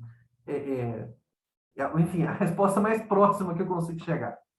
Se eu fosse responder essa pergunta, quais são os poemas que o Bakhtin está? Ele está pensando em Homero, na poesia elegíaca arcaica, ele está pensando em poesia arcaica, em coisa muito antiga, muito antiga. É, e ele está opondo a esses gêneros muito antigos um gênero novo, que é o romance. Mas a questão da nossa relação com esse texto é, se, se eu tenho uma dificuldade de encontrar o que ele está entendendo como poesia, e se eu chego à conclusão de que isso que ele está entendendo como poesia, a gente pode ficar se questionando em relação se isso é realmente poesia, se eu chego nesse ponto, eu tenho que me perguntar se isso não impacta na definição dele de romance. Porque a definição dele de romance é muito mais rica que de poesia. E vocês vão ver na próxima aula que ele de alguma forma, responde um pouco a essa questão que eu estou colocando aqui, e ele responde um pouco também aqui nessa nota de rodapé. Na próxima aula, no texto que a gente vai discutir depois, ele responde melhor. Ele dá uma resposta mais elaborada para esse problema. Mas a questão que a gente tem que se perguntar como leitor desse tipo de texto é se isso impacta. Veja, eu não posso ler Baudelaire assim, Manuel Bandeira, Byron. Eu não posso ler a poesia moderna assim. Não funciona a poesia moderna. Então, então a poesia moderna é o quê? O que ele está chamando de poesia? O que é poesia, então? Tá certo? Se não são os modernos, é o quê? A distinção é entre o uso do verso e o uso da prosa? Ou é outra distinção? Tá certo? São questões que eu acho que vocês têm que se acostumar a fazer para esse tipo de texto. Né? São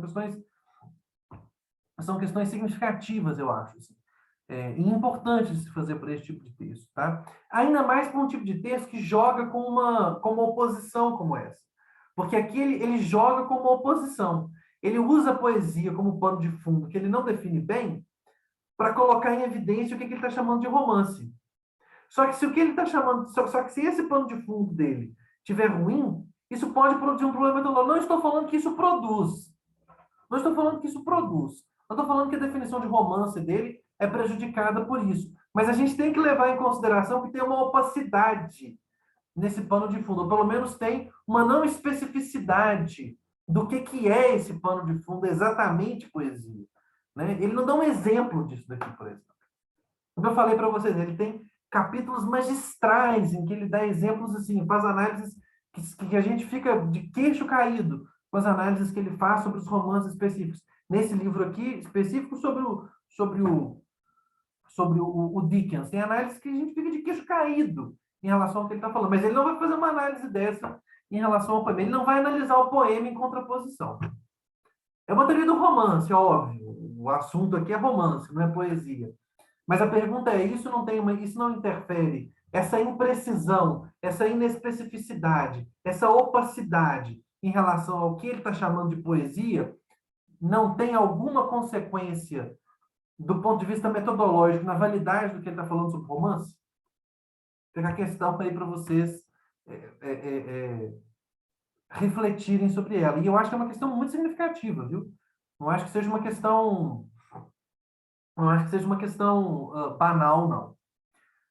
Mas como ele fala, entra o discurso, ele volta. Toda manifestação verbal, socialmente significativa, é capaz de, às vezes por muito tempo, às vezes por um amplo círculo, contagiar com suas intenções os elementos da língua atraídos para a sua aspiração semântica e expressiva, impondo-lhes determinadas nuances semânticas e determinados tons axiológicos. Isso aqui é o exemplo que eu dei da palavra gestão.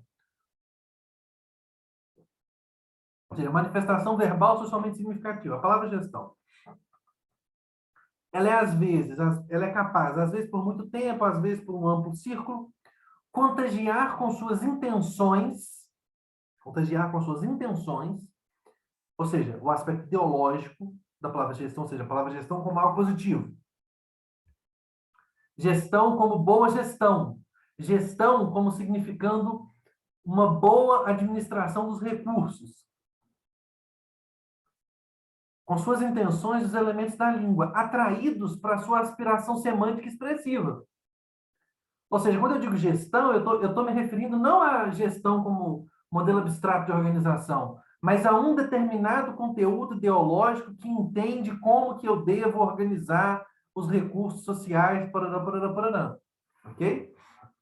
Ou seja, tem uma aspiração semântica e expressiva aqui no uso da palavra gestão, né? Bom, enfim, aqui em Minas Gerais a gente tem um exemplo bom. Não sei se vocês se lembram disso, mas há alguns anos atrás, quando eu era relativamente novo, havia, quando o Aécio Neves era governador, ele fez o choque de gestão. Né? O nome choque de gestão, o que era o choque de gestão? O choque de gestão era uma espécie de reforma administrativa de corte neoliberal. Ele disse que era o choque de gestão. Era economia de recurso para poder investir em outros lugares. Veja, na maioria das situações era maquiagem da administração pública. Mas quando ele fez propaganda e propaganda e propaganda disso, choque de gestão. O que é choque de gestão? A palavra choque de gestão, a expressão choque. O que a palavra gestão significa em choque de gestão? A palavra gestão não significa aquilo que está escrito no dicionário, porque não está escrito no dicionário que gestão significa uma determinada forma de administrar os bens públicos. Não, não, não, não, não. Gestão significa simplesmente administração. Gestão é de gerência, é gerir alguma coisa. Só que choque de gestão significa o quê? Significa choque de boas práticas administrativas. E boas práticas administrativas significa um determinado tipo de prática administrativa que advém das teorias gerencialistas do final dos anos 80 e anos 90, que nós chamamos de neoliberalismo. Choque de gestão não é gestão planificada da economia. Choque de gestão não é gestão socialista dos recursos. Não, não. Choque de gestão é administração neoliberal de acordo com as teorias gerencialistas do final dos anos 80, começo dos anos 90. E é isso. E é isso que é choque de gestão. E a palavra gestão está o quê? Está atraída para esse campo de aspiração semântica. Assim, ela pode criar enfim, eu dei um exemplo, uma palavra lema, uma palavra desaforo, uma palavra elogio, etc. Que é o que eu estou falando aqui de gestão. De gestão é exatamente isso. A palavra é choque de gestão. É literalmente o nome de um programa que passava na televisão, passou por muitos anos na televisão, parará, parará, parará.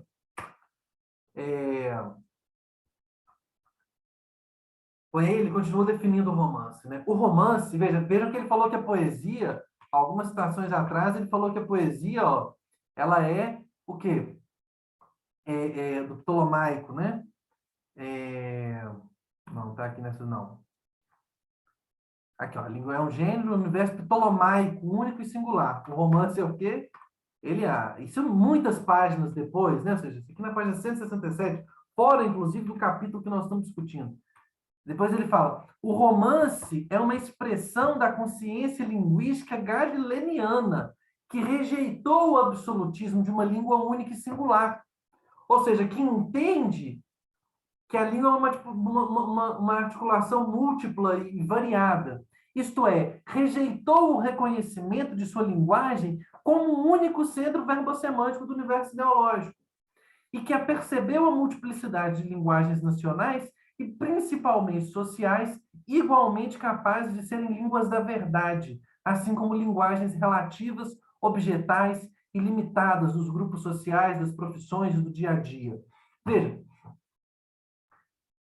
quando a ideia de gestão aparece no romance, quando a administração dos bens aparece no romance, ele aparece num diálogo entre as variadas formas de compreensão daquilo que significa gestão. E no romance, não existe essa ideia de que a língua do romance é um único centro verbosemântico do universo ideológico. A língua do romance percebe a multiplicidade de linguagens nacionais. Ou seja, isso aqui é uma outra coisa interessante, né? O romance ele pressupõe um pouco essa estratificação interna da língua, também uma estratificação interna. Ele pressupõe um contato mais constante com outras línguas, né? A descoberta de outras línguas. E principalmente sociais. Né? Você tem essa descoberta das outras línguas nacionais, mas você tem também o reconhecimento de outras línguas sociais. Igualmente capazes de serem línguas da verdade, ou seja, a verdade ela não se expressa por meio de uma língua única. Várias línguas podem expressar a verdade, podem ser línguas de expressão da verdade. Bom, aqui a gente poderia fazer um parênteses meio longo, né? Porque isso aqui está relacionado, no caso do romance moderno, com a consolidação das línguas vulgares, né? Em oposição ao latim medieval, que é a língua da verdade, porque o latim medieval, como língua religiosa, é exatamente a língua em que se expressa a verdade religiosa. Esse processo que ele está descrevendo aqui no romance, em larga medida, é o processo de laicização do mundo. Quando eu falo que todas as formas, que as várias formas de linguagem, que as várias formas de língua são de linguagens sociais, que as várias linguagens sociais podem também ser línguas da verdade, assim como linguagens relativas, objetais e limitadas dos grupos sociais, ou seja, a linguagem dos grupos sociais pode se expressar como língua da verdade, e elas podem expressar ambições ideológicas, parará, parará, parará. Eu estou rompendo com o quê? Eu estou rompendo com aquela concepção medieval do latim como língua de conexão entre Deus e o mundo. Conexão entre Deus e o mundo. Tá? Esse é o processo que ele está... E veja, não é à toa que ele se refere à consciência linguística galileniana, porque o Galileu está exatamente... Ele é um dos representantes desse movimento, né? Ou seja, dessa mudança de mentalidade. Tá?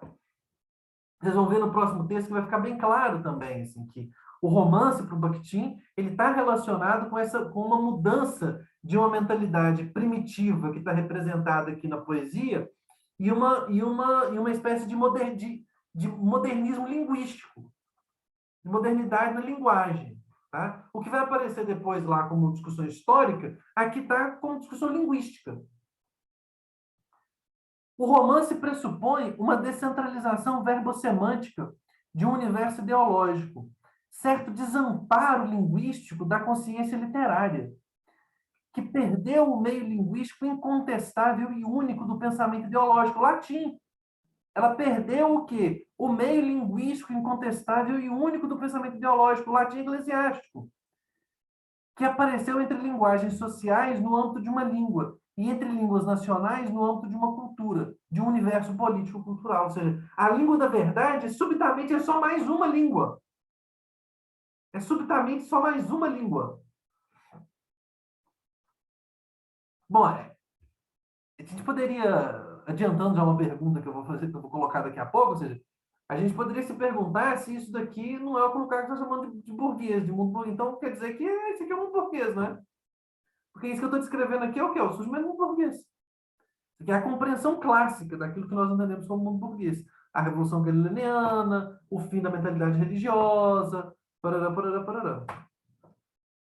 Trata-se de uma reviravolta muito importante e, em essência, radical nos destinos do discurso humano. De uma libertação... Veja, gente, isso daqui para ele não é uma coisa menor ou um detalhe histórico. Não, não, não, não. É radical no destino do discurso humano. Isso aqui é um acontecimento humano, da história da humanidade. De uma libertação substancial das intenções semântico-culturais e expressivas em relação ao poder de uma língua única e singular. E, consequentemente, da perda da sensação da língua como mito, como forma absoluta de pensamento. Veja, é muito interessante porque o latim eclesiástico ele é meio que o exemplo máximo dessa língua única. É a única língua em que Deus se comunica com os homens. E só um grupo de escolhidos pode saber dessa língua. Né? Quando você tem o processo de modernização, parará, parará, isso desaparece e você tem a consolidação das línguas modernas. E as línguas modernas passam a ser espaços de disputa, espaços de consolidação, espaços de consolidação de novas,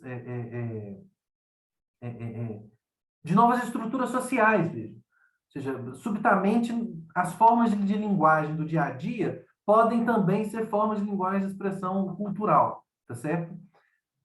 E a centralização dessas línguas, ou seja, as forças centrípetas dessas línguas, elas continuam em atuação na centralização política. Ou seja, isso aqui não é uma coisa que você muda na hora, você não vira uma chave.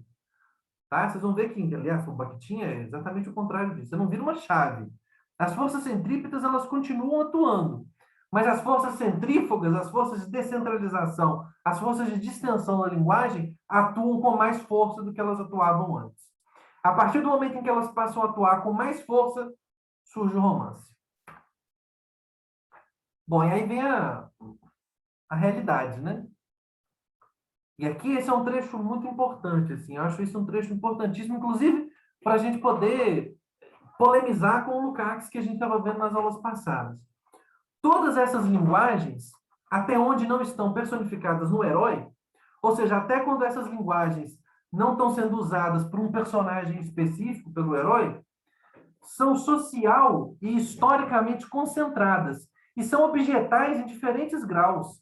A única linguagem que não é objetal é aquela que não conhece a seu lado outras linguagens. O que é uma linguagem objetal? É uma linguagem que se concebe como objeto. A linguagem objetal é a linguagem que se concebe como objeto. Ou seja, aquela linguagem é um objeto da representação. Ela não é a linguagem por meio da qual a representação se veicula.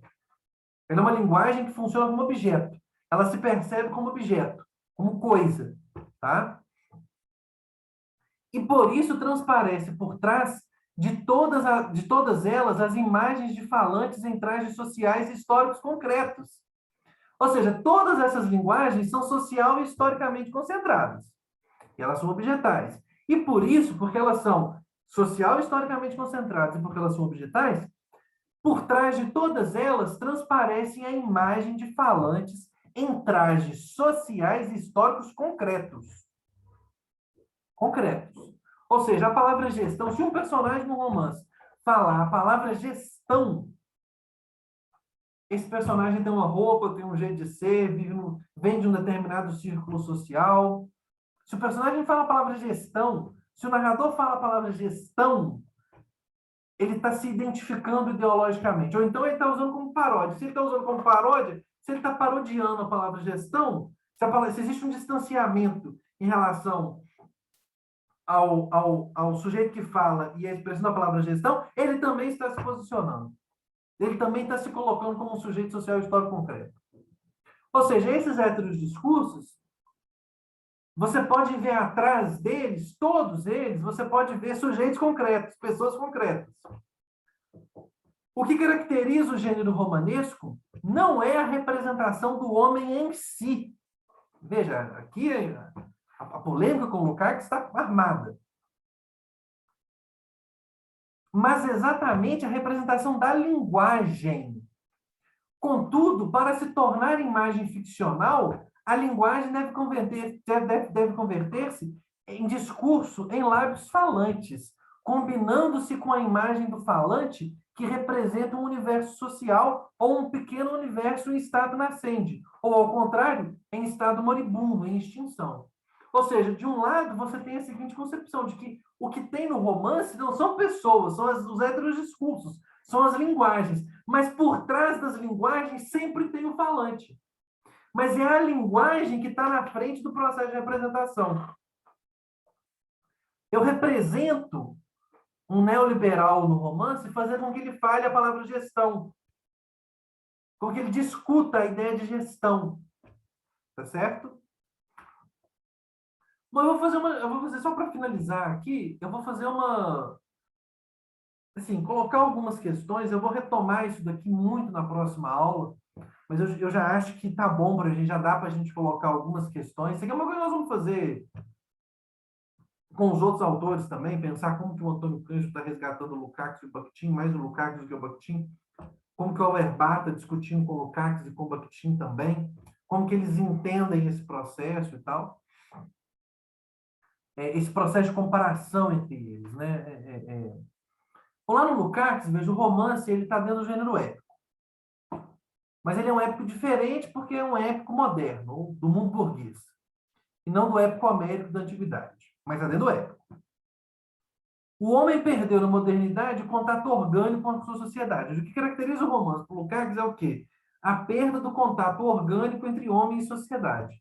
E agora ele está em oposição a essa sociedade. Por isso você forma um herói problemático.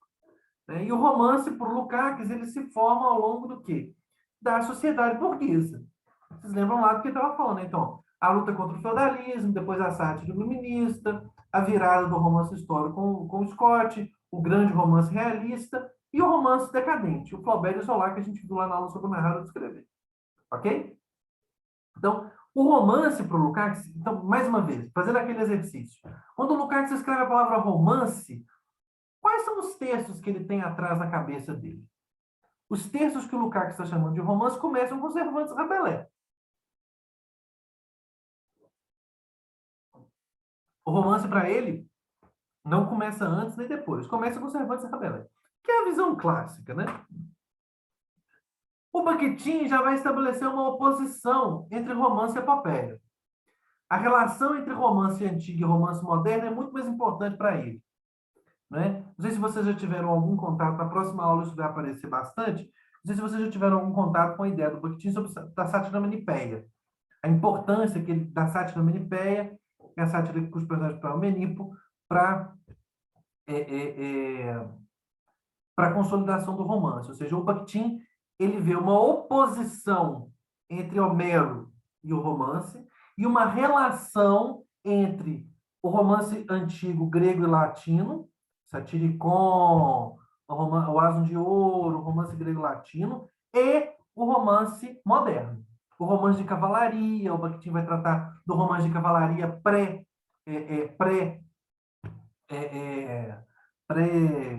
pré-Cervantes. Ele vai tratar, a rigor, se a gente for, por exemplo, a esse último capítulo histórico aqui desse primeiro volume, e também no segundo volume, que são vários ensaios históricos, ele trata literalmente da história do romance, desde o romance grego para frente. A história dele começa no romance grego. O romance do Bakhtin começa no romance grego.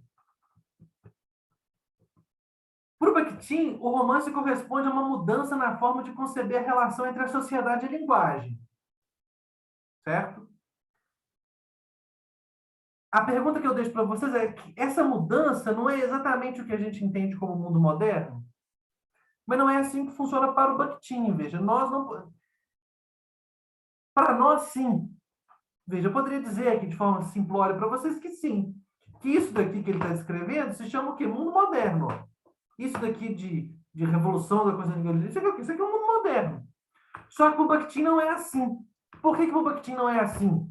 Porque o Bakhtin entende que esse negócio não começa no século XV, no século XIII, que é quando começa a modernidade. O Bakhtin entende que isso começa no século I, II depois de Cristo.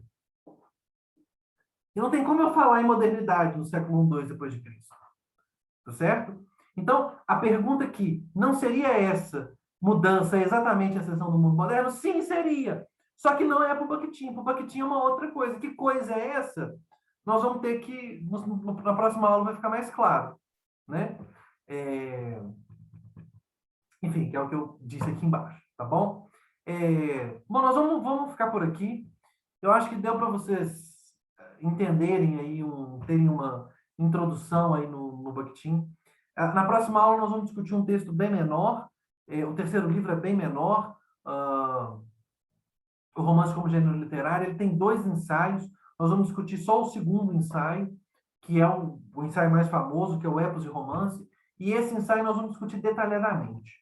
Tá? Eu montei uma aula para a gente discutir todo esse ensaio, porque ele vai responder um pouquinho aqui, ele vai recolocar e responder a essas questões que estão colocadas aqui. Tá bom? Bom, qualquer dúvida, qualquer coisa, fale aí nos comentários e eu tento ir respondendo vocês. Tá bom? É isso, pessoal. Até daqui uns dias, quando a gente vai discutir o Teoria do Romance 3.